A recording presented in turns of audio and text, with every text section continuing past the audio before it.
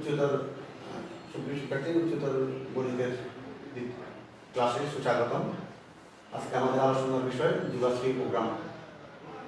আমরা আজকে এই ক্লাসে যুগাশ্রী প্রোগ্রাম সম্পর্কে আলোচনা করব। রাশিয়ার গণিতবিদ এল.বি. ক্যান্টোভিচ যুগাশ্রী প্রোগ্রামের উদ্ভাবক। তিনি একজন গণিতবিদ এবং অর্থনীতিবিদ।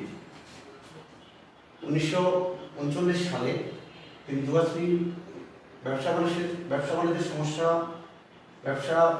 ব্যবসা প্রতিষ্ঠানের সমস্যা সমাধানের লক্ষ্যে গাণিতিক মডেল একটা যুগাশ্রী প্রোগ্রাম তৈরি করেন। এল.বি. ক্যান্টোভিচ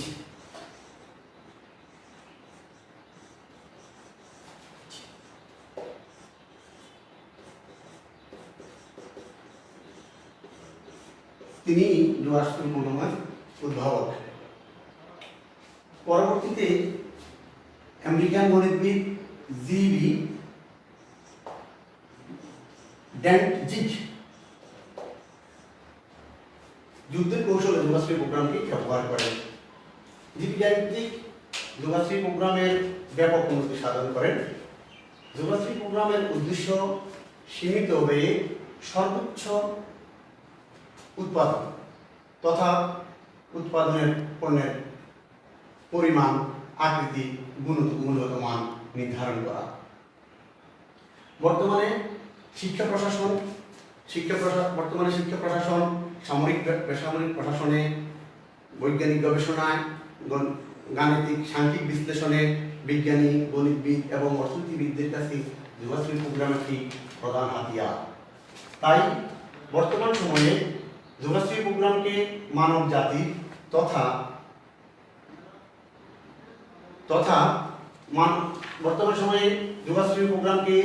জাতি তথা সভ্যতার বৈপ্লবিক উন্নতির চাবিকাঠি হিসাবে বিবেচনা করা হয়। যুগাশ্রী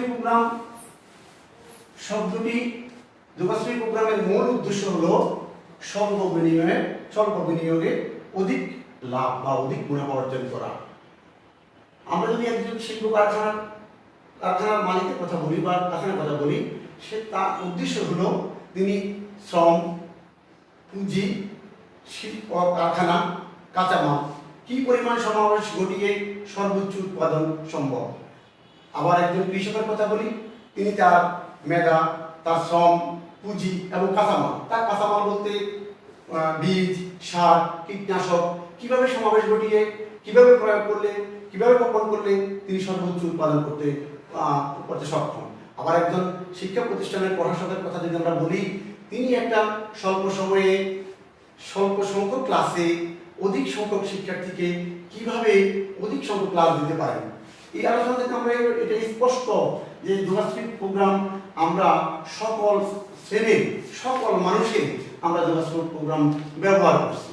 তো যুগাশ্রী প্রোগ্রামটির শব্দ আসছে লিনিয়ার প্রোগ্রামিং। লিনিয়ার শব্দটি আসছে লাইন থেকে। তার মূল শব্দ লাইন শব্দের অর্থ হলো রেখা। আর সুতরাং লিনিয়ার শব্দের অর্থ দাঁড়ায় রৈখিক, আর প্রোগ্রাম শব্দের অর্থ দাঁড়ায়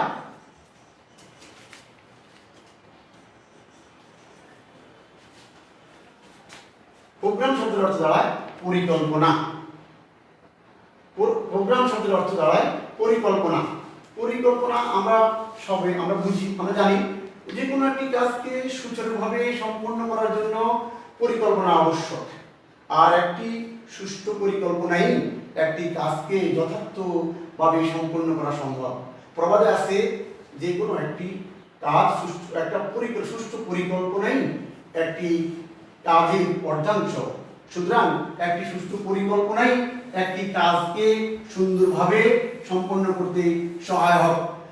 একটা সুষ্ঠু পরিকল্পনার জন্য আমাদেরকে নিম্নের বিষয়গুলো, যে মুখ্য বিষয়গুলো বিবেচনা রাখতে হয়, তা হলো কি করতে চাই,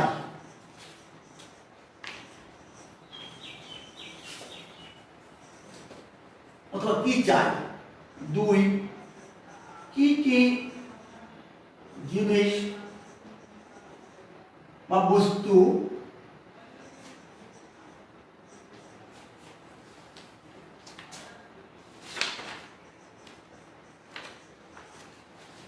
ব্যবহার করতে হবে।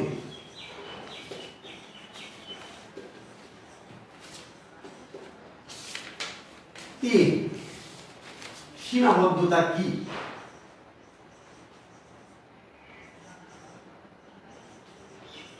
সুতরাং আমাদেরকে একটা পরিকল্পনা যখন আমরা করতে যাব, বিবেচনা করব, তখন আমাদেরকে চিন্তা করতে হবে আমরা কি করতে চাই, কিন্তু আমরা কি কি বিষয় বা কি কি বস্তুর উপাদানের উপর আমরা নির্ভরশীল। তিন, কি কি সীমাবদ্ধতা এই কাজে আছে। আমরা প্রথমে আমরা জেনেছি যুবাশ্রী প্রোগ্রাম হলো কম বিনিয়োগে অধিক মুনাফা, স্বল্প বিনিয়োগে সর্বোচ্চ লাভ। সুতরাং কি করতে চাই? অধিক মুনাফা করতে চাই, সর্বোচ্চ লাভ করতে চাই, যাকে আমরা বলবো অবজেক্টিভ ফাংশন বা উদ্দেশ্য আপেক্ষক। উদ্দেশ্য অপেক্ষক অথবা আমরা বলবো অবজেক্টিভ ফাংশন।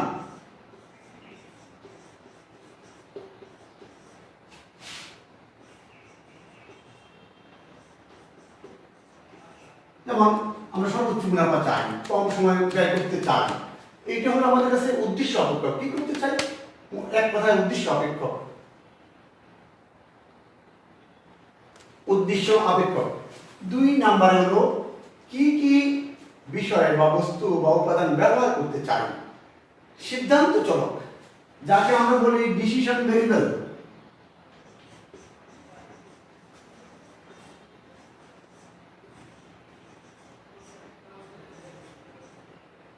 বা ডিসিশন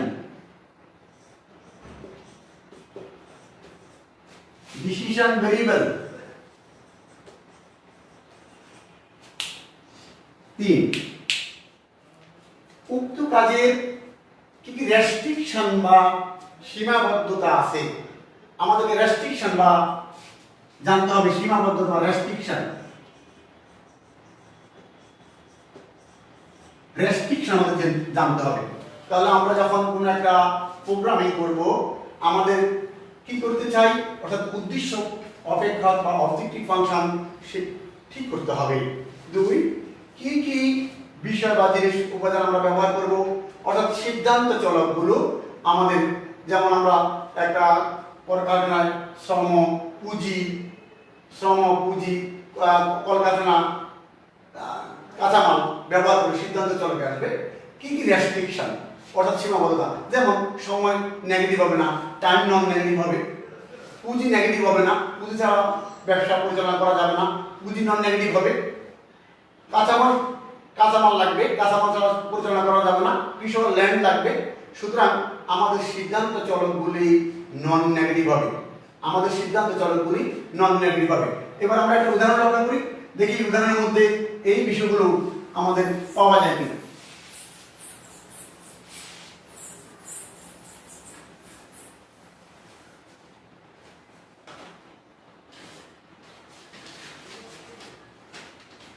লক্ষ্য করো সবাই,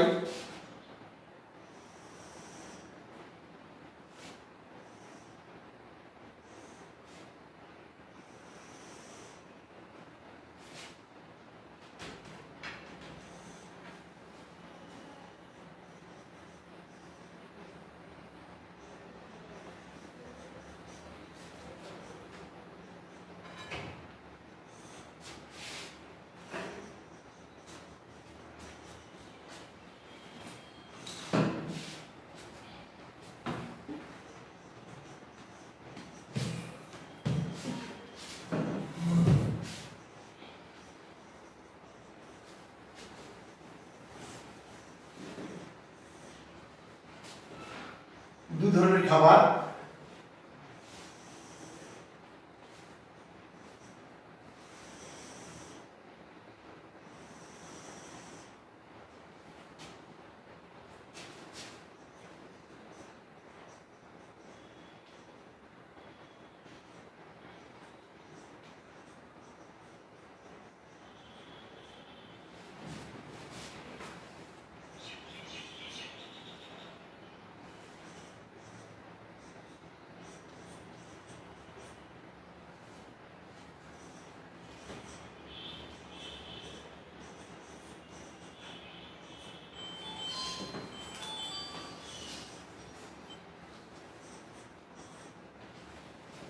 বডি লক্ষ্য করো দুই ধরনের খাবারের কথা বলা আছে, এ এবং বি দুই ধরনের খাবার, দুই ধরনের খাবারের প্রোটিন এবং শর্করার পরিমাণ এবং প্রতি কেজির মূল্য নির্ধারণ করে দেওয়া আছে। একজন লোকের দৈনিক ন্যূনতম প্রয়োজন তাও উল্লেখ করা আছে। প্রশ্ন হচ্ছে এই দুই ধরনের একজন সবচেয়ে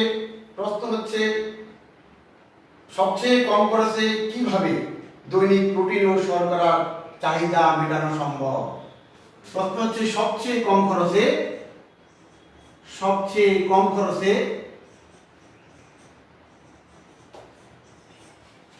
খরচে কিভাবে দৈনিক কিভাবে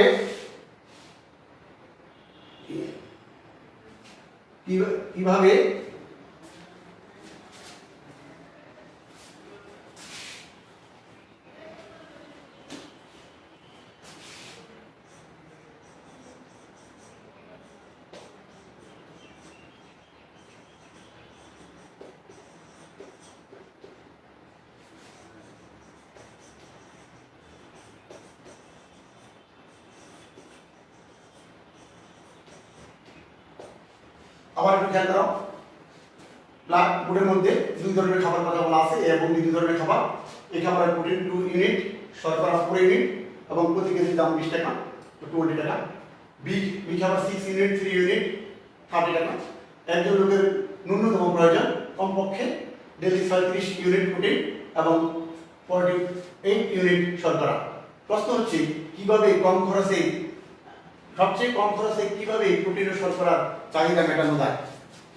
এখন আমরা দেখতে পাচ্ছি আমাদের কি করতে হবে সবচেয়ে কম খরচে উদ্দেশ্য কি কি জিনিস ব্যবহার করতে হবে। এ এবং বি দুই প্রকারের খাদ্য, শর্ত আর সীমাবদ্ধতা নন নেগেটিভ হবে এবং প্রোটিনের পরিমাণ দৈনিক ন্যূনতম 36 ইউনিট এবং শর্করা হবে 44 ইউনিট। সুতরাং আমরা যে বলেছিলাম যে একটা লিনিয়ার প্রোগ্রামিং এর জন্য তিনটা বিষয় প্রয়োজন। একটা হলো অবজেক্টিভ ফাংশন আমরা এখানে পেয়ে গেছি কম খরচে। ডিসিশন ভেরিয়েবল আমরা পেয়ে গেছি দুই ধরনের খাবার 36 এ এবং বি। আর সীমাবদ্ধতা আমরা পেয়ে গেছি, এই সীমাবদ্ধতা প্রোটিন নন নেগেটিভ হবে, শর্করা নন নেগেটিভ হবে এবং প্রোটিনের পরিমাণ 36 ইউনিট হবে, শর্করার পরিমাণ 48 হবে। প্রশ্ন হচ্ছে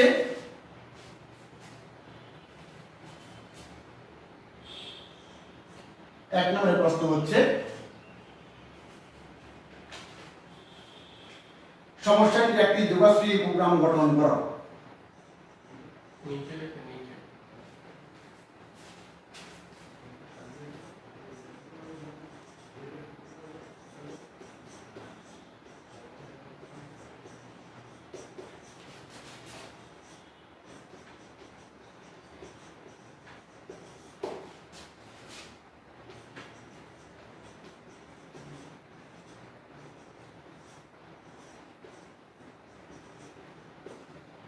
প্রশ্ন হচ্ছে সমস্যাটির একটি যোগাশ্রী প্রোগ্রাম গঠন করা বা লিনিয়ার প্রোগ্রাম গঠন করো।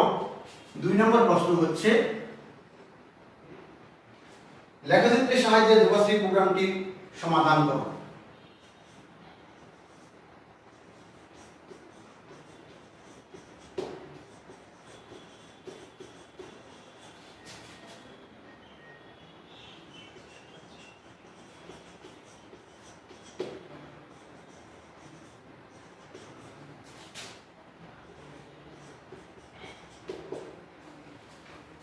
আমাদের আজকের মূল কাজ হচ্ছে যোগাশ্রী প্রোগ্রাম গঠন করা এবং লেখচিত্রের সাহায্যে যোগাশ্রী প্রোগ্রামের সমাধান করা। তা আমরা একটু আগে যে সমস্যাটি বা যে উদাহরণটি আমাদের পড়ে আছে, আমরা দুই ধরনের খাবার নিয়ে কথা বলছি, তাহলে আমরা এর একটা যোগাশ্রী প্রোগ্রাম গঠন করি।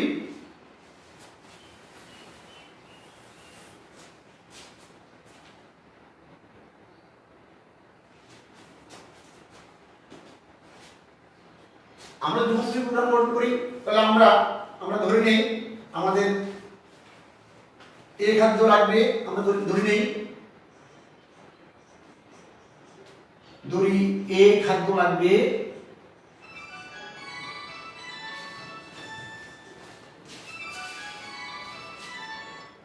x কেজি,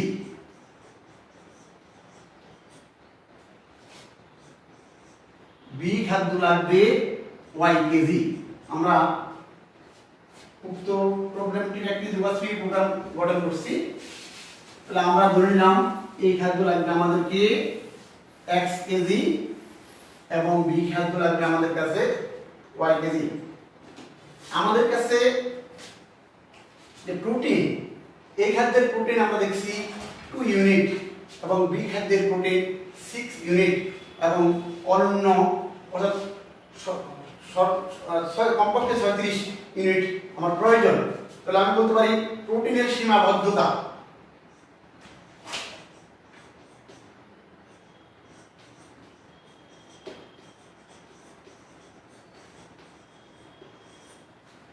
তাহলে আমি লিখি a হলো x ইউনিট, তাহলে প্রোটিন হলো 2x ইউনিট প্লাস b হলো আমার 6 আর b নিচে y কেজি 6y এবং 36 এর কম 36 কম হতে পারবে না, অন্য 36 এটা হলো প্রোটিনের সীমাবদ্ধতা। আর দ্বিতীয়তে আছে শর্করার সীমাবদ্ধতা।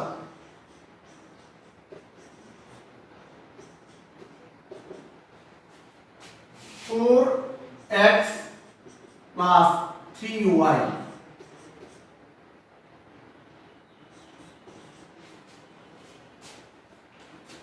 খাদ্য গ্রহণের পরিমাণ অঋণাত্মক হবে। আমরা বলেছি সিদ্ধান্ত চলা ঋণাত্মক, সুতরাং খাদ্য গ্রহণের পরিমাণ হবে অঋণাত্মক।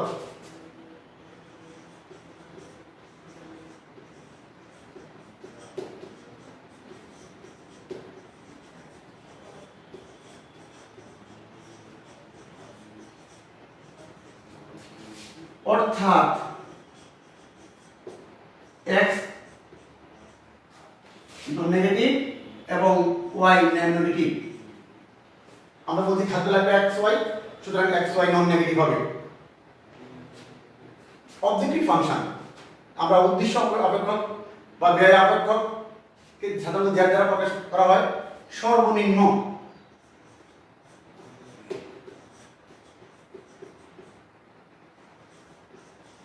ব্যয় অপেক্ষক অপেক্ষক বা অবজেক্টিভ ফাংশন আমাদের হবে, যদি আমরা বলি z সর্বনিম্ন z ব্যয় অপেক্ষক z হবে,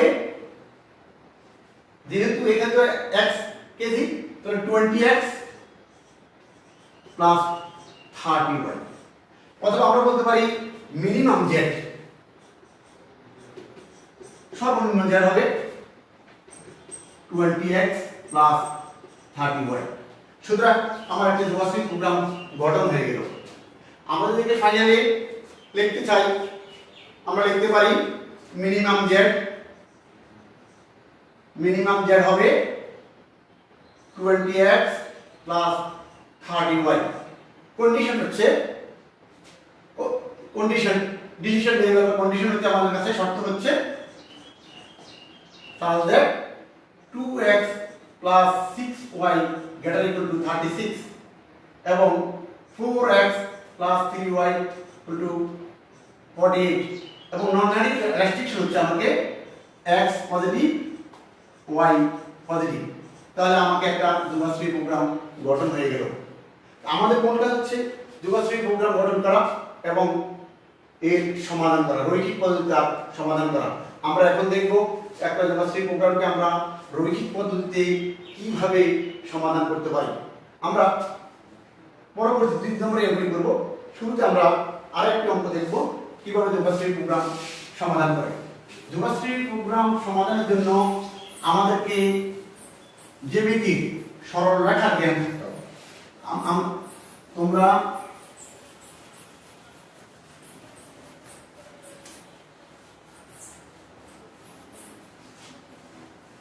সুপ্রিয় শিক্ষার্থী, তোমরা একাদশ শ্রেণীতে চ্যাপ্টার 3 ছাত্রী চ্যাপ্টারে সরলরেখা সম্পর্কে ধারণা পেয়েছো। আমরা আজকে যোগাশ্রী প্রোগ্রামের জন্য যে 3টে বা 4টি সরলরেখা আমরা শিখব সেগুলো তোমরা সবাই জানো, তারপর আমরা আবার একটু রিপিট করে করব। আমি 3টি রেখার সমীকরণ লিখলাম, তোমরা একটু খেয়াল করো।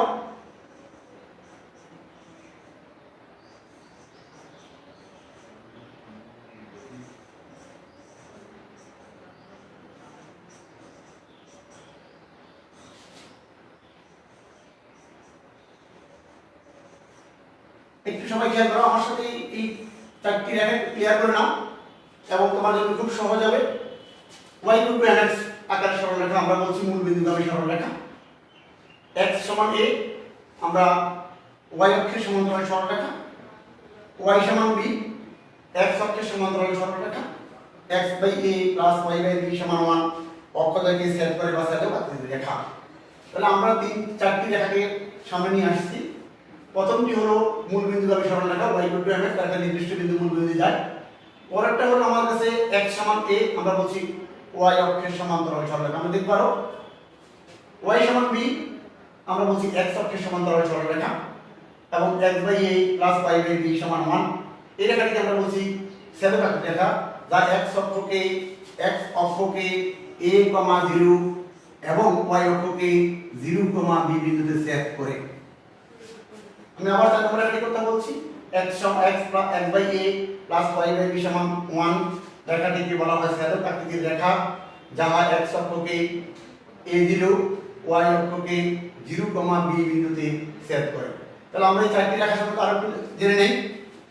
একটু খেয়াল করো, আমি যদি তোমাদের বলি x সমান 2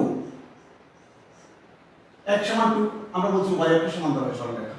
এখন স্পেসিফিক মান চলে আসছে আমাদের কাছে 2, তার মানে x অক্ষকে 2, 0 বিন্দুতে ছেদ করে। তাহলে আমরা এখানে দেখি আমাদেরকে রেখা আঁকতে আমাদের যে গ্রাফ পেপার লাগবে, তোমরা গ্রাফ পেপার নিবে এবং অক্ষগুলি নির্ধারণ করবে। এবার তুমি স্কেলিং করো 2 x সমান 2 এই 2 বিন্দু দিয়ে যাবে y অক্ষের সমান্তরাল সরলরেখা, এটাই আমার কাছে x সমান 2। আবার আমরা বলছি y সমান b, একটু খেয়াল করো y সমান যদি আমি 3 দিই তাহলে y সমান বলছি আমরা x অক্ষের সমান্তরাল সরলরেখা। তো x অক্ষের সমান্তরাল সরলরেখা আমরা আবার অক্ষয় কি নেই,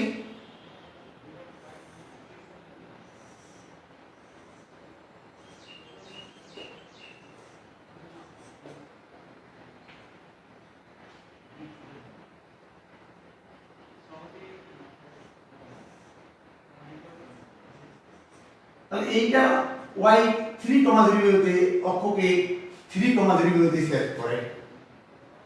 আমরা পরবর্তী যে রেখাটির কথা আমরা বললাম x/a + y/b সমান 1, তাহলে এই রেখাটা আমরা আঁকি x/a x/2 + y/3 সমান 1। তাহলে আমরা এই রেখাটিকে বলছি x অক্ষকে a, 0 বিন্দুতে y অক্ষকে 0, b বিন্দুতে, তার মানে হলো x অক্ষকে 2, 0 y অক্ষকে 3, 0 বিন্দুতে ছেদ করবে। তো আমরা রেখাটা কি নেই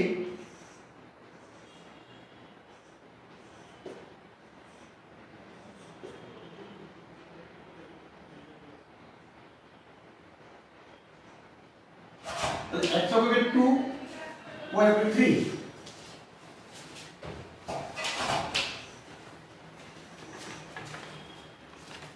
এই রেখাটি হলো আমাকে x/2 + y/3 সমান 1। তাহলে আমরা এখানে তিনটি রেখা দেখলাম, x সমান a, y সমান b, x/a + y/b সমান 1। আমরা আরেকটা রেখা বলছি মূল বিন্দুগামী রেখা, আমরা একটু পরে নিচ্ছি রেখাটি। এখন যদি আমি আরেকটা রেখা আমি 2x + 3y সমান 6, তাহলে আমরা এটা যদি 6 দিয়ে ভাগ করি দুই পাশে আমরা পাই x/3 + y/2 সমান 1, অর্থাৎ আমরা আগে রেখাটি চলে আসলো। তাহলে আমরা এই ধরনের রেখাকে আমাদের কাজ থাকবে ডান পাশে 1 বানানো এবং ফরম্যাট নিয়ে আসা শুনুন, ফরম্যাট নিয়ে আসতে হবে x/a + y/b সমান 1 আকারে ফরম্যাট নিয়ে আসতে হবে। আমরা এখন যদি দেখি একটু খেয়াল করি আমরা যদি x এর মান 0 হয় তাহলে আমার থাকে 3y সমান 6, y সমান 2। তাহলে যেই সমীকরণে x নেই আমরা বুঝতে পাচ্ছি x 0, সেই সমীকরণটা x অক্ষের সমান্তরাল। আবার যদি y এর মান 0 হয় তাহলে আমরা পাচ্ছি 2x সমান 6, আমরা পাচ্ছি x সমান 3। যদি y 0 হয় তাহলে এই একটা সমীকরণ দিয়ে আমরা তিনটার আগে দেখতে পাচ্ছি এটা হচ্ছে আমার x by a plus y যেমন হয়, আবার যখন x 0 হবে রেখাটা হয়ে যাবে x অক্ষের সমান্তরাল, আবার যখন y 0 হবে রেখাটা হয়ে যাবে y অক্ষের সমান্তরাল। সুতরাং আমরা এই একটা রেখাকে ভালো করে ধারণ করলে আমরা তিনটা রেখাই আমাদের কাছে আঁকা সম্ভব হবে, আমরা সহজেই রেখা আঁকতে পারবো। এখন আমরা যদি খেয়াল করি, একটু আমরা বলছি x সমান 1, এখন বললাম x গ্রেটার ইকুয়াল টু 2, তাহলে কি বোঝায়? আমাদের বুঝতে হবে অসমতা। তোমরা অসমতা জানো তো, x আমাদের x সমান নেই, সবাই একটু খেয়াল করো।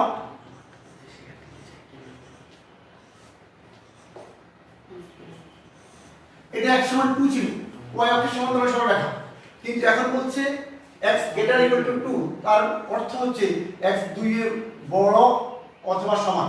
সমান তো আছে, তো 2 এর বড় বোঝাবার জন্য আমরা এই পাশে এরো চিহ্ন ব্যবহার করব। আমরা বুঝাবো এই x সমান 2 এবং তার বড় সকল অংশের জন্যই এই অসমতাটি সত্য। এটা একটা অসমতা, সমীকরণ একটা নির্দিষ্ট মানকে স্যাটিসফাই করলেও অসমতা অসংখ্য মান দিয়ে সিদ্ধ হয়। সুতরাং x গ্রেটার ইকুয়াল টু 2 আমাকে বোঝাবে x সমান 2, x সমান 2 সরল রেখা এবং তার ডান পাশে যত বিন্দু আছে সকল বিন্দুর জন্যই সত্য। আমি যদি বলি y সমান 2, y গ্রেটার ইকুয়াল টু 3, তাহলে আমরা কি পাই? আমরা পাই y সমান 3, আমাদের যদি x অক্ষের সমান্তরাল সরলরেখা, এটা হলো y সমান 3। এখন বলছে y এর মান 3 এর চেয়ে বড় হবে, সুতরাং 3 এর চেয়ে বড় মানগুলো এদিকে আসবে। আমরা এখানে বুঝাবো এই 3 সমান y সমান 3 রেখাটি এবং রেখার উপরের অংশ যতটুকু অংশ বিস্তৃত সবটা অংশের জন্যই সত্য। আমরা যদি বলো y লেস দ্যান 3, তাহলে আমরা দেখাবো y লেস দ্যান 3 নিচের অংশের জন্য সত্য। সুতরাং একটা দ্বিমাত্রিক প্রোগ্রামে যখন আমরা কাজ করব তখন আমাদের রেখা টেনে রেখার দিক যদি আমরা নির্ধারণ করতে না পারি তাহলে আমাদেরকে কোন রিজনকে স্যাটিসফাই করে কোন রিজনকে সিদ্ধ করে বোঝা যাবে না। সুতরাং আমাদেরকে রিজন নির্ধারণ করার জন্য রেখার দিক অতি গুরুত্বপূর্ণ। সুতরাং তোমরা মনে রাখবে এই রেখার দিক না দিলে আমাদেরকে স্পষ্ট করে বুঝতে অসুবিধা হবে কোন রিজন, রেখার অনেকগুলো রিজন সৃষ্টি হবে, কোন রিজনের জন্য সত্য। আমরা চলে আসি এবার আমাদের যে সমস্যাটি, চলে আসি আমরা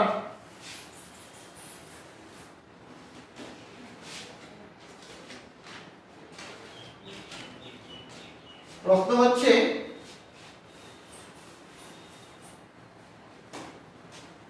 সর্বনিম্নকরণ করো।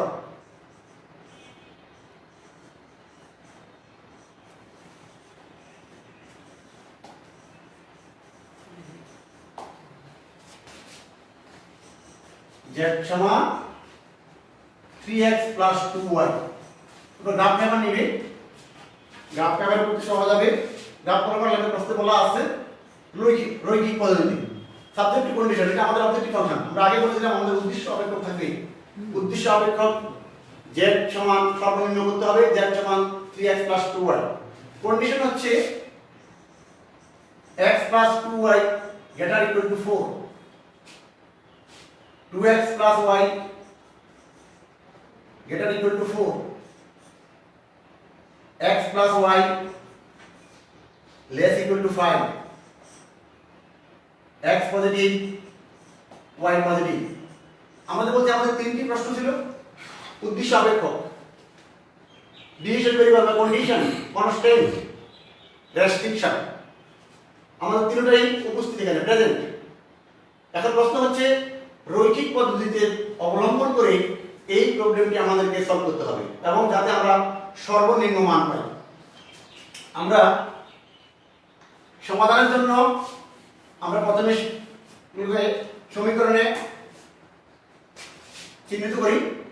আমরা এটা 1 নাম্বার দেই, সমীকরণে 2 নাম্বার এবং 3, 4। শর্তের মধ্যে প্রথম শর্ত ছিল আমাদের কাছে x + 2y = 4। তোমরা সমাধানের জন্য তোমরা যদি সমীকরণ সমাধান করলে তোমরা সমীকরণ সমাধান বানিয়ে কাজ করতে পারো। সমাধান বানানোর এমন কোনো প্রয়োজন নেই, অসমতা রেখেও সলভ করা যাবে, সমাধান করা যাবে। তো আমরা বলি আমরা 1 থেকে পাচ্ছি, যদি আমরা দুই পাশে 4 দিয়ে ভাগ করি আমরা পাই x/4 y/2 > 1। ডান পাশে আমরা 1 পেয়েছি। তাহলে আমাদের রেখাটি নিয়ে আমাদের আলোচনা ছিল 3 নম্বর রেখা, 4 নম্বর রেখাটি x/a + y/b = 1, যাহা x অক্ষকে a, 0 এবং y অক্ষকে 0, b বিন্দুতে ছেদ করে। সুতরাং এই রেখাটি x অক্ষকে 4, 0, y অক্ষকে 0, 2 বিন্দুতে ছেদ করবে। আমরা দ্বিতীয় রেখা থেকে আমরা পাচ্ছি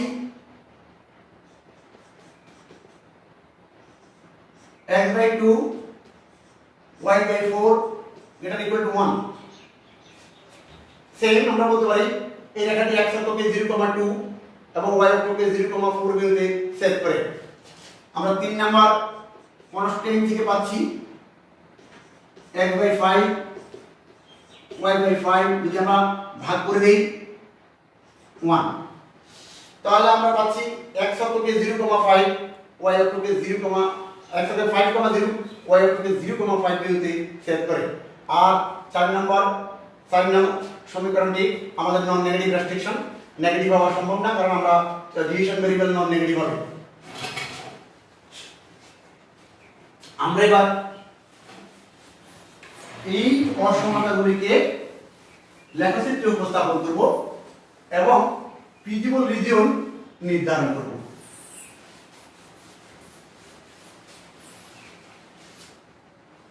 প্রথম রেখাটি আমাদের নিকট x/4 + y/2 > 1। তো x অক্ষকে 4, 0 y অক্ষকে 0, 2 বিন্দু ছেদ করবে। তো আমাদেরকে প্রথমে আমরা গ্রাফ পেপারে তোমরা x অক্ষ y অক্ষ নির্ধারণ করে নিই আমরা।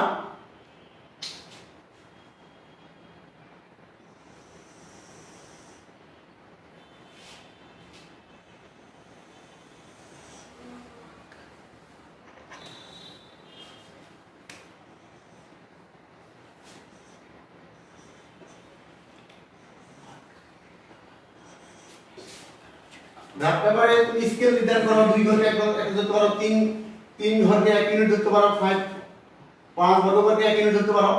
সুতরাং আমরা এখানে আমাদের এখানে গুণ আমরা স্কেলিং করে নেই।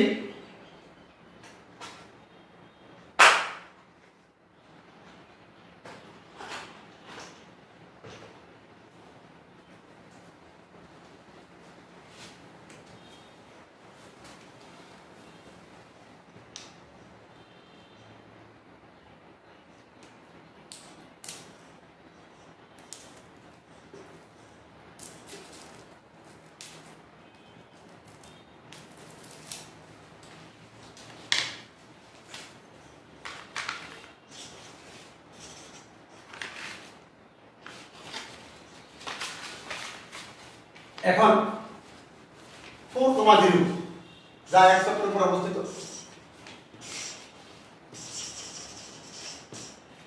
0, 2 y অক্ষের উপর অবস্থিত। এটা স্কেল দিয়ে দুইটা বিন্দুকে সংযোগ করে দাও।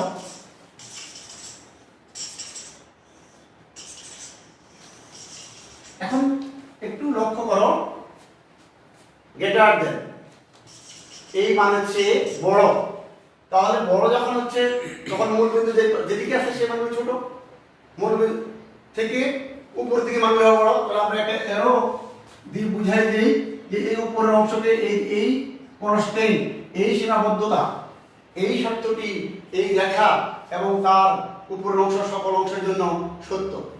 আমরা এবার আসি দ্বিতীয় রেখাটি x/2 + y/4 > 1।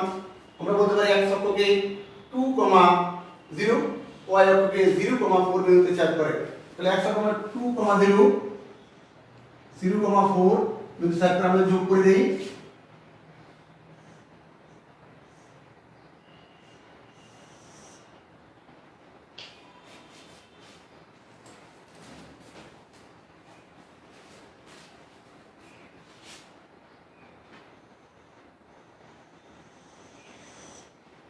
এই রেখাটি আমাদেরকে নির্দেশনা দিচ্ছে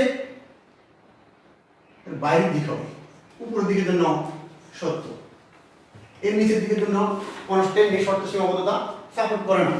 3 নম্বর রেখা থেকে আমরা পাচ্ছি x এর 5 0 y 0 5 বিন্দু আমি রেখা সংযোগ করো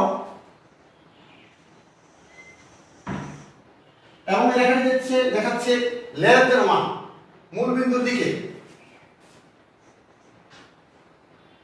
তোমরা একটু খেয়াল করো, আমাদের অনেকগুলো রিজন তৈরি হলো। এই একটা রিজন, আমি যেখানে হাত দিচ্ছি একটা রিজন, আরেকটা রিজন, এই আরেকটা রিজন, এই আরেকটা রিজন, এই আরেকটা রিজন, আমাদের কাছে 5টা রিজন আমাদের অঙ্কিত হলো। কিন্তু আমরা কোন রিজনটি সবগুলো কনস্ট্যান্ট বা সীমাবদ্ধতা সিদ্ধ করে? আমরা যদি দেখি, প্রথম অসমতাটি উপরের দিকে বললো এই অংশ মানে, দ্বিতীয় অংশ এই অংশ মানে, এইটা এই দিক মানে, তার মানে এই অংশটা আমাকে তিনটি কনস্ট্যান্টকে সাপোর্ট করে, সিদ্ধ করে। আমি যদি এইখানে নেই, এই রেখা সিদ্ধ করে, এই রেখা সিদ্ধ করে না, শুধু দুইটা কনস্ট্যান্ট সিদ্ধ করে। আমি এইখানে নেই, এই রেখাটি সিদ্ধ করে কিন্তু এই রেখাটি সিদ্ধ করে না। সুতরাং আমি এটা নেই, একটি রেখা সিদ্ধ করে। সুতরাং আমাকে এরো দিয়ে বোঝাতে হবে কোন রিজনটা আমার প্রত্যেকটা কনস্ট্যান্ট সাপোর্ট করে। সুতরাং আমরা যদি বলি প্রথম যে কোন অসমতাটি x অক্ষকে a ইনটু x, প্রথম অসমতাটি আমাকে 1 নম্বর অসমতাটি x অক্ষকে 4, 0 ও y অক্ষকে 0, 2 বিন্দুতে সেট করে। 2 নম্বর সমস্যাতে আমরা দেখি x অক্ষকে আমি নাম দিই c বিন্দু 2, 0 ও d বিন্দু 0, 4 বিন্দু সেট করে। এবং 3 নম্বর অসমতাটি আমরা দেখি e 5, 0 ও f 0, 5। তোমরা যদি অসমতা সমাধান নিয়ে আসো তাতেও সমাধান করা যাবে, তাতে এই ফর্মেট টানলে চলবে। বিভিন্নভাবে x এর মান ধরে সমাধান করা যাবে, যারা যে প্রক্রিয়াটি সহজ মনে করো সেভাবে সমাধান করা যাবে। তাহলে আমরা দেখলাম এই রেখাটার নাম হলো আমার কাছে a, এই বিন্দুটা আমার কাছে b, এই বিন্দুটা আমার কাছে c, এটা আমার কাছে d, এটা আমার কাছে e, এটা আমার কাছে f। এখন আমরা যে রিজনটি সৃষ্টি হলো সেখানে রেখা পেলাম AE, EF, DE এবং D থেকে এই দুই রেখার একটা ছেদবিন্দু প্রয়োজন, আমরা একটা ছেদবিন্দু দিয়ে নিই, নাম দিলাম P। তুমি গ্রাফ পেপারে যখন আঁকবে তখন P এর বিন্দু হিসাব করে নেওয়া যাবে, বিভিন্নভাবে P এর বিন্দু হিসাব নেওয়া যাবে, গ্রাফ পেপার থেকে নেওয়া উত্তম হবে। অথবা আমরা যদি এই দুই রেখা তাকে সেট করছে, এটা প্রথম রেখা ছিল এটি, দ্বিতীয় রেখা ছিল এই রেখাটি, এই দুই রেখা যখন যেহেতু সেট করলো, সুতরাং এই দুই রেখাকে আমরা যদি সমাধান করি তাহলে আমরা বিন্দুটা পেয়ে যাই। আমরা যদি দুই দ্বারা গুণ করি আমরা পাই 2x + 4y = 8, আমরা পাই 2x + y = 4, যদি বিয়োগ করি আমরা পাই 3y = 4, y = 4/3। তাহলে আমাদের y মান এখানে বসাই, একটু হিসাব করে দেখো। তাহলে y মান আমরা এখানে বসাই, আমরা পাই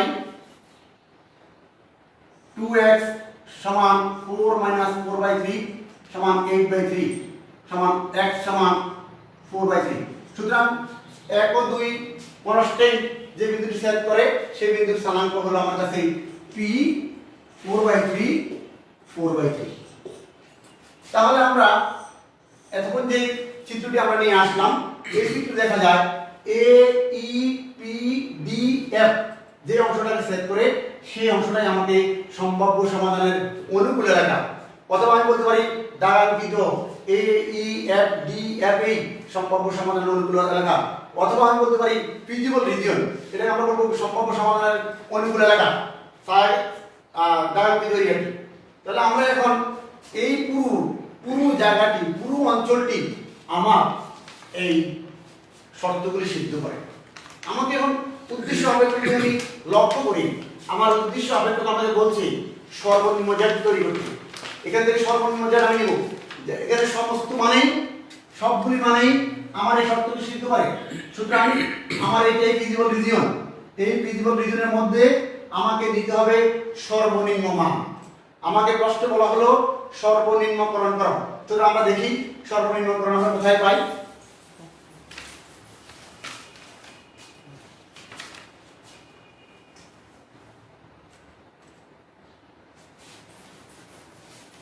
আমরা যদি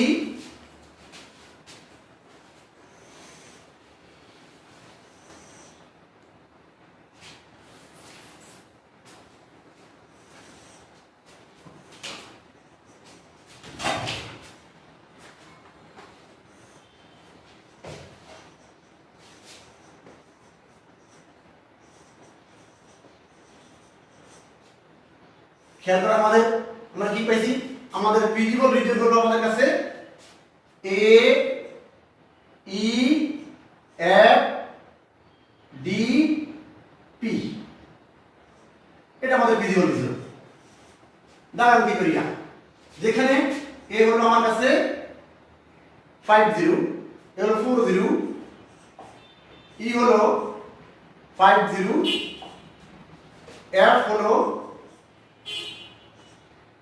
05, ডি হলো 04, পি হলো 4/3, 4/3।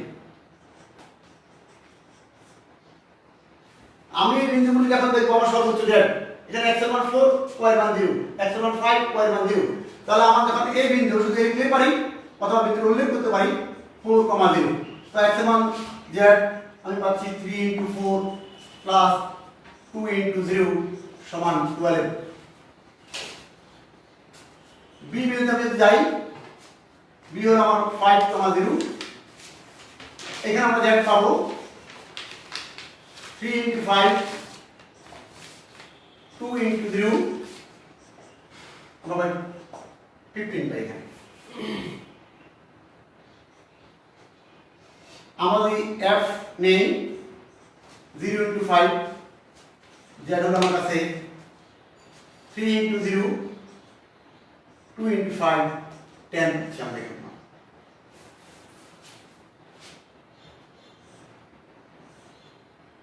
ডি যদি আমরা নেই 04, আমরা পাবো 3 × 0, 2 × 4 সমান 8। এবং আমরা যদি পিতে যাই 4/3, 4/3, আমরা পাবো z সমান 3 × 4/3 প্লাস 2 × 4/3, 3 × 12 আর 8, 20/3, 20/3 হলো আমার কাছে 6।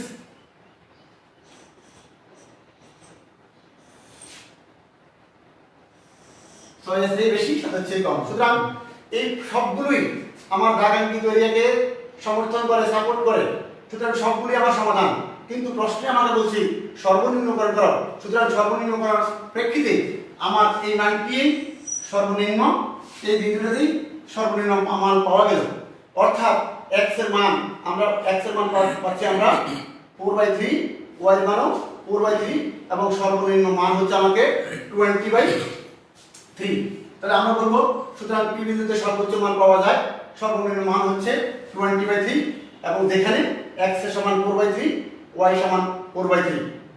আমরা এই চিত্রটি অঙ্কনের পর আমাদেরকে একটু বর্ণনা দিতে হবে। আমরা বলবো সব কাগজে x প্রাইম x অক্ষ বা অনুভূমিক রেখা, y ডট উল্লম্ব রেখা টানি। তারপর আমরা একটা স্কেলিং করব। তুমি 5 গড়কে 2 গড়কে 3 গড়কে এখন ধরে নেবে, 2 গড়কে প্রতি 2 গড়কে এক এক বর্গ ধরে তুমি স্কেলিং করে নেবে। এর পরবর্তী 1 নং থেকে আমরা পাই 1 নং অসমান্তরিক x হতে a, 0 y বিন্দু ছেদ করে। এভাবে কথাগুলি বলে এই রেখাটা অঙ্কন করবে।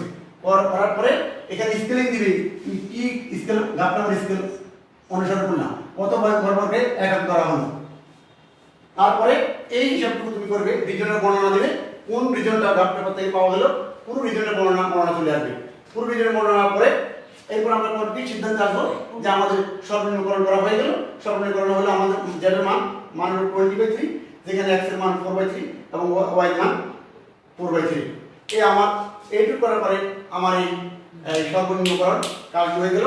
আমাকে যদি সর্বোচ্চ করতে বলা হয় এই অঙ্কটি আবার যদি বলতো সর্বোচ্চকরণ করা, তাহলে এই সেম কাজে হতো, আমরা তখন এই মানটিকে সিলেক্ট করতাম। একই সর্বোচ্চকরণ করা যাবে, একই কোনো কাজের ডিফারেন্স নেই। শুধু এখান থেকে তখন আমি অবজেক্টিভ ফাংশন থেকে আমার সর্বোচ্চ মানটা খুঁজবো, কোন মানটি এখানে সর্বোচ্চ সেই মানটি সিলেক্ট করবো। সেখানে x এর মান কত, অর্থাৎ ডিসিশন ভ্যালু আমরা বলছি সেখানে সিদ্ধান্ত চলক থাকবে। সিদ্ধান্ত চলকের মান কি কি আসছে, যেমন আমাদের এখানে সিদ্ধান্ত চলক দুটি, একটি হলো x আর একটি হলো y। আমরা x এর মান তখন পাবো 5 এবং y এর মান পাবো 0 যদি আমাকে সর্বোচ্চকরণ করতে বলা হয়।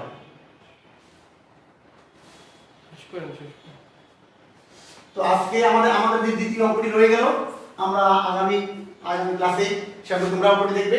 আমি আবারও অঙ্কটি লিখে দিচ্ছি, তোমরা বাসা অঙ্কটি চেষ্টা করবে।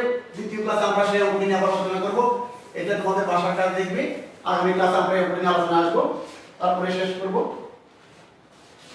প্রশ্নটি ছিল আমাদের এই প্রশ্ন ছিল মিনিমাম জেড, বুঝলে আমরা 2 নম্বরে করব। মিনিমাম জেড ছিল আমাদের কাছে কত, 20x plus 30y।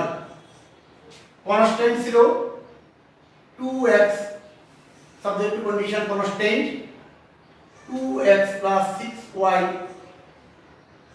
Greater than 36, এবং পরের শর্ত ছিল 4x plus 3y greater than 48, x y positive. এই প্রথম ছিল আমরা, তোমরা সলভ দেখবে।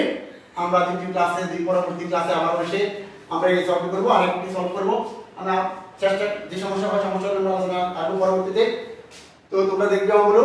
আজকে আমরা এইটুকু আলোচনা রাখি।